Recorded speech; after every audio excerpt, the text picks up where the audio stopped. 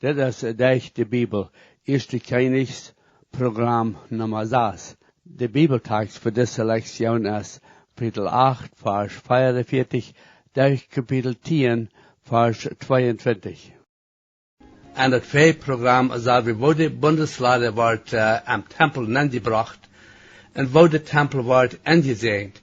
We zeggen we allemaal dat volk zegenen en God loven en prijzen voor zijn versprechen vervallen. We hebben bij zoiets te zijn, wo God zijn zegengevendheid werd Salomo zijn regering. Vandaar waar we wieder zijn, wo Salomo beten voor dat volk Israël, en we waren nog zijn, wo zij dat eerste vast hadden am tempel, en wat zij God voor een grote dank verbrachten. Ik lood die nu waren aan, naar dit programma te horen, om te zijn, wo God dat volk Israël zegenen deed, zolang als zij am trouw waren. Maar we waren nog zijn, dat God zijn zegen is met een bedinging. Erg dank die waren voor die woord en bij dat u dien zegen mocht geven daarop. Amen. Hier is prediker Elmer en Remmen met het programma Derch de Bibel. We zijn nu in dat 8e kapitel in eerste Kjennichs. En dit voort wieder met wat we dat verget mogen reden. Salomo staat daar nu bij den altaar en dat te dem Herr beden. En dit is dat inwijingsgebed als de tempel en alles door binnen ingewijd wordt. En dit is een poort waar Salomo endlich naar de toekomst kijkt en redt daarvan dat Israël wordt in gevangenschap en ingeleid worden wanneer ze in dem Herr God zingen worden. Dit is zeer interessant. Eerste Kjennichs, dat 8e kapitel, 46 tot 48ste vers. Wanneer jegen die zingen, en daar is niet een mens die niet jegen die zindigt, en du bast zich best gewaast even aan en haast aan ihre vriend even geeft, en die ha aan weg geleid in gevangenschap, of weit weg oder dichtbij, en zij dan in dat land, waar zij in gevangenschap zijn, horte teruggedraaid ha nodi en ha busse gedaan, en had die gebed in dat land, waar zij gevangen werden, en betjane en zei, wie ha je zindig, en ha aanrecht gedaan, en zijn bezig was, en ha zich terug naar die gekeerd met ganse hart, en met ganse zielen, en dat land waar zij gevangen zijn, en bede tot die, naar dat land dat du tot vervoerders gegeven hadst, de stad die du gewählt hast, en dat huis dat ik voor die namen gebouwd ha. Salomo redt hier nu daarvan, dat er geen is die niks in je deed. Dat weer dan zo en is nu ook nog zo. Sei niet dat du niks in je deed. Wils de Bibel zegt, we doen alles in je. Dit van wat Salomo hier redt, is wat zij doen zullen, wanneer zij gevangen zijn in een vreemd land, wanneer de tempel is vernicht worden. Dit is correct wat Daniel deed als hij in Babylon weer. Hij moest zijn venster op naar Jeruzalem gaan en beet met zijn gezicht naar de richting gedraaid waar Jeruzalem en de tempel weer. En hij deed door zijn eigen zin betjane, ook de Israël nation zend. Salomo beet nu wieder, 49 en 50ste vers. Dan doe je bed Heere, en prager van die woonsteed im Himmel, en doe de zaak in je steden.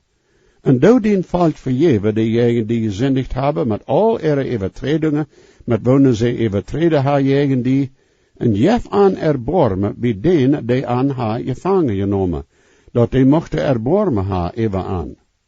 En zoals we zijn worden, God wordt tot je bed Heere, en antwoorden. 54ste vers. En dat passiert dat als Salomo te eng weer met zijn gebed, en bede met prager voor dem Herr God, dat hij afstond van voor dem Herr God zijn altaar, vanaf zijn knieën, met zijn hang uitgestrekt naar hemel.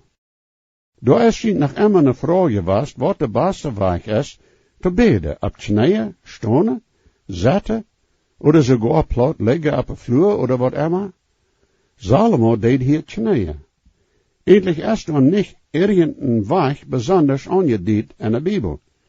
Aber hier ist es erwähnt, dass Salomo knieën deed. Einer hat gesagt, dass ein Don't ein Wort von Weg, der Körper sich verhält, dat ist die Seele, dat innerlijke in een mens, dat wichtig is. En ik leef hij als recht. 63, bet 65 te vers. En Salomo opferd vrede opfer, die heette dem Herr God opferd. 22.000 assen, 120 schop. En zo deed de Kjennichs en gans Israël dem Herr God zijn huis aanwijden. De nemelijke dag deed Salomo dat middelste van de verleef, dat ver dem Herr God zijn huis weer aanwijden, dan door deed hij ook brandoffer offeren, en etensoffer, en dat vaart van de vredeoffer, wils de messing altaar weer niet groot genoeg, al die brandoffer te houden, en de etensoffer, en dat vaart van de vredeoffer. En in die tijd mocht Salomo een groot vast, voor dem Herr God, en gans Israël met aan, een grote verzameling, van waar Hamad aanvangt, wat in Egypte riefen, 7 dagen en 7 dagen, sogar 14 dagen. In werkelijkheid, die altaren door een tempel kunnen niet al die opfer verdragen die hier erwähnt zijn. En zo worden de altaren opgesteld op verriest, om al die tieren te offeren die den dag geofferd worden. En dat hield zich meest zo, als wanneer die altaren hier en daar opgesteld worden gans van Hamad en noorden, wat in Egyptische rieven en zieden.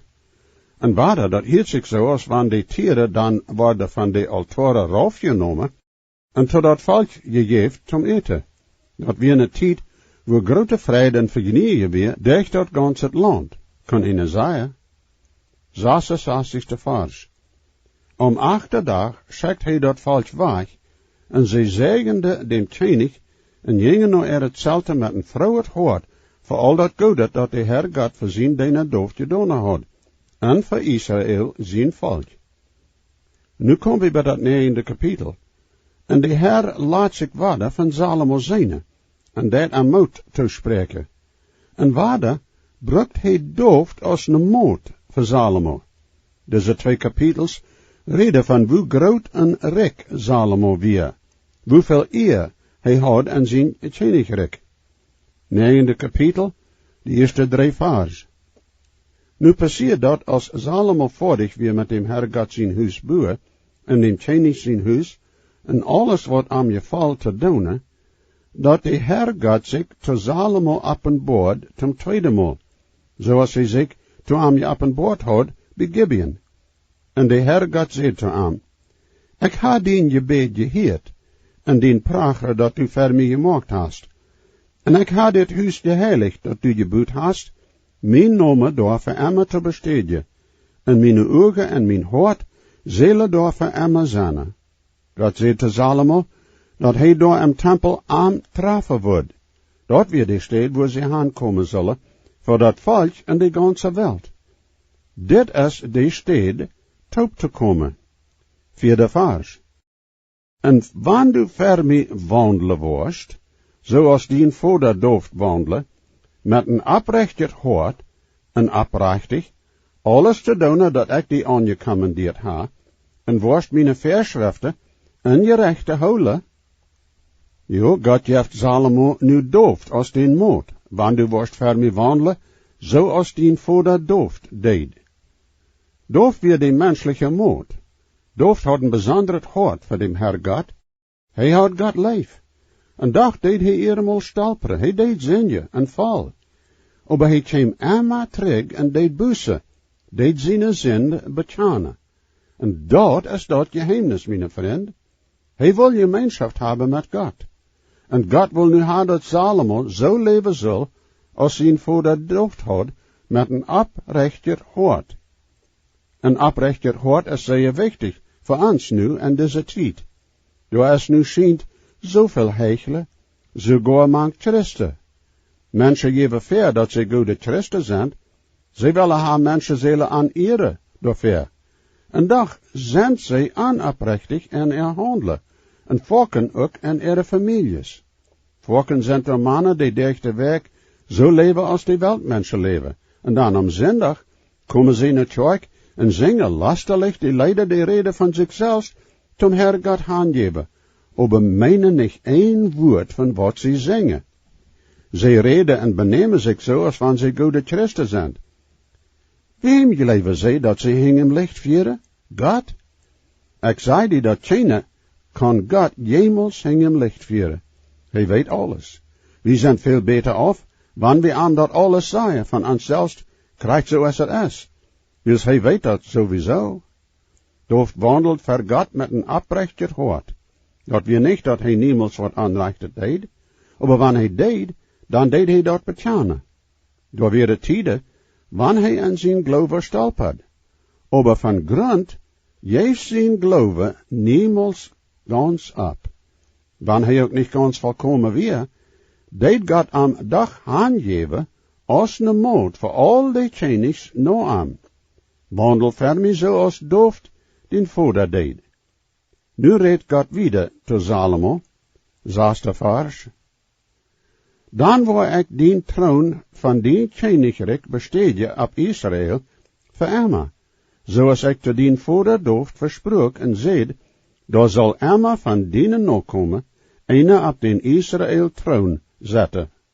Zolang als Israël een Kjennich had, dat heet dat ziedelijk Kjennichsrijk, weer hij en dooft zijn linie. En daar is vandaag ene en dooft zijn linie, die neelmolen haft en zijn hang, die dat scepter en hand haft voor de ganse wereld al. En dan is daar waarde een oba, 6e en 7e vers. Oba, wanneer je worden wegdraaien van mijn afvalje, je oder june tjinge, en mijn geboten en mijn rechten niet houden, die ik junt gegeven ha, aber worden gona en dene andere jette, en den aanbeden, dan wou ik Israël van dat land uitdrijven dat ik aan je gegeven ha. En dit huis, dat ik geheiligd ha voor mijn naam, wou ik van mij wegsmieten. En Israël wordt een bijspel, een spreekwoord zijn, mank alle veldje. En dat is krijgt wat de Joden nu zijn. Die zijn een spreekwoord en een weld. Dat is boekstedelijk passiert.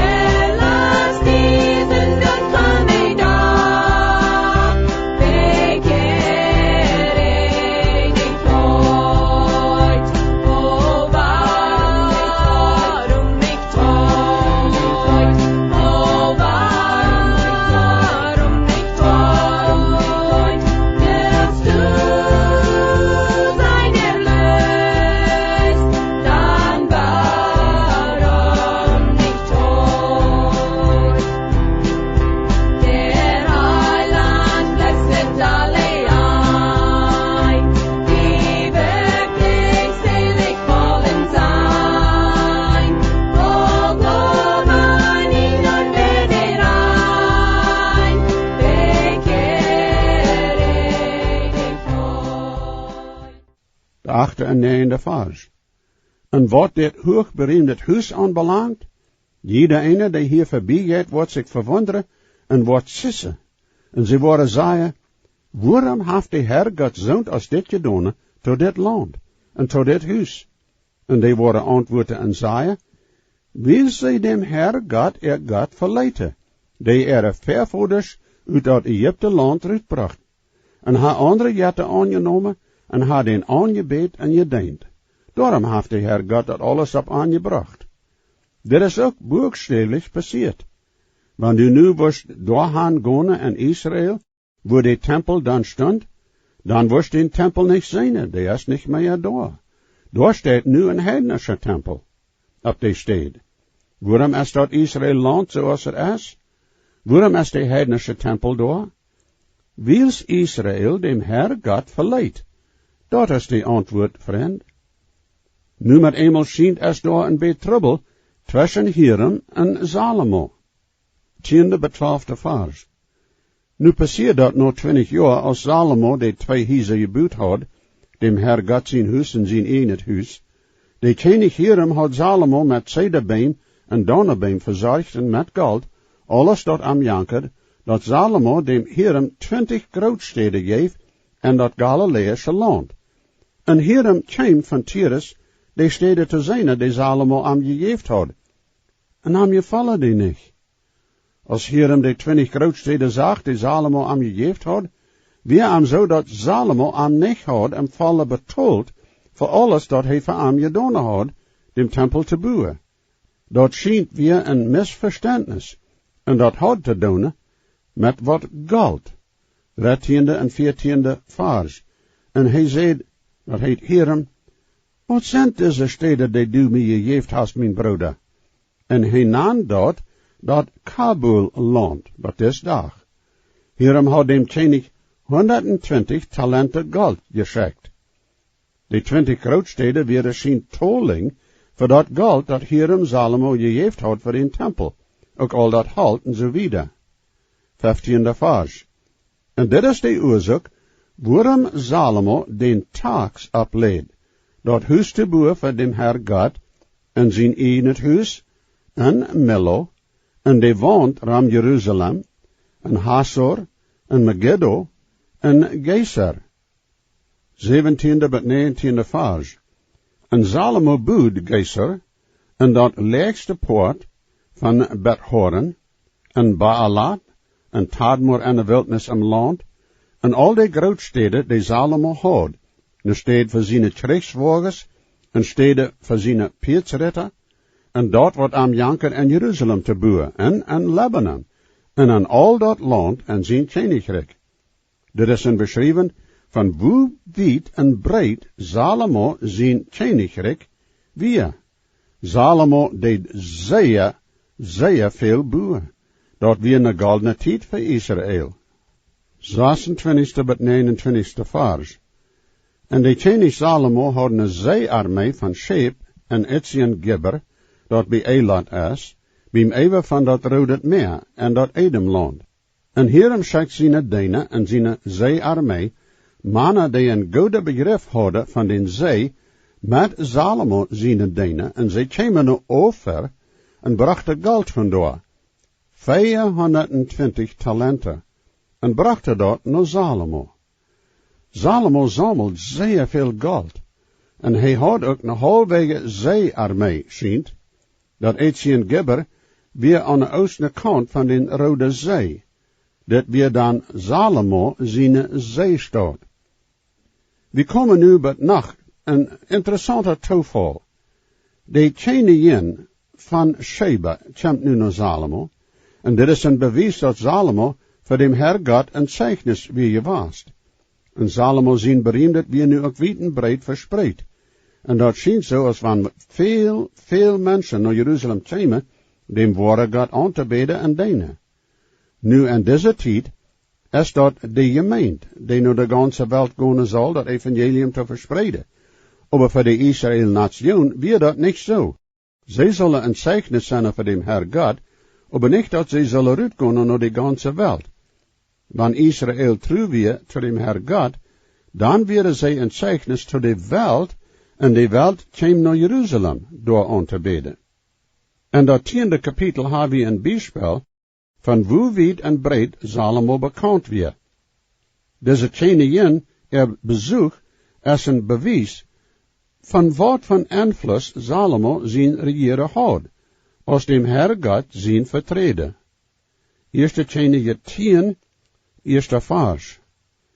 En de Kjennichs en Sheba, hield van Salomo zijn bereemdheid, wegen dem Herr God zijn nomen. En zij kwam aan uit te versen, met zware vraag. Zij kwam nou aan, wil zij van zijn bereemdheid gehoord had. Zij had gehoord van een tempel, waar een zich nog God naderen kan. Zij wil meer van dat weten. Zij had gehoord van Salomo zijn wijsheid, en zo wil zij meer van dat uitvingen, met zware vraag. Tweede met vijfde vers. Zij kwam naar Jeruzalem met veel mensen, met kamelen die met traderie beladen waren, en zeer veel geld en dure stenen. En als zij naar Salomo gekomen weer, reed zij met hem van alles dat en hoort weer. En Salomo deed al vragen beantwoorden, dat weer niets geheimend bij dem Kjenich, dat hij haar niet vertaald. En als de Kjennichs al Salomo zijn wijsheid gezien had, en dat huis dat hij gebouwd had, en dat eten op zijn Derch, en wo zijn dijnen zaten, en wo zijn dijnen aan deinde, en wo die aangetrokken werden, en zijn etensdijnen, en die stopen op wonen heen hecht ging naar dem Herr God zijn huis, weer dat geen juist gebleven en haar. No andere überzatting voor die stopen op wonen heen hecht ging naar dem Herr God zijn huis, zegt, de brandopfer, Derch woont heen hecht ging naar dem Herr God zijn huis. Zij zag hoe Salomo brandopfer deed. Dit is dat opfer dat klaar van Jezus Christus reden deed. En hoe hij van mensheid starf. Zoals Hebreeën 9:22 zegt. En meest alles is durch dat je zaad met bloed rein gemaakt. En ohne bloed vergeten is dat geen vergevenis. Dat brandopfer weer een zeichnis voor de Kjennichs van Sheba. Zij wundert zich ook zeer over Salomo zijn wijsheid, en al zijn gebouw, dat Paulus, en al die andere gebieden. Door weer zoveel stromend en bezonderd alle wegen. Voor een stoot weer God zijn volk trute aan, een zeichnis van aan. En nu heeft de Kjennichs ook wat te zeggen. Zesde en zevende vers.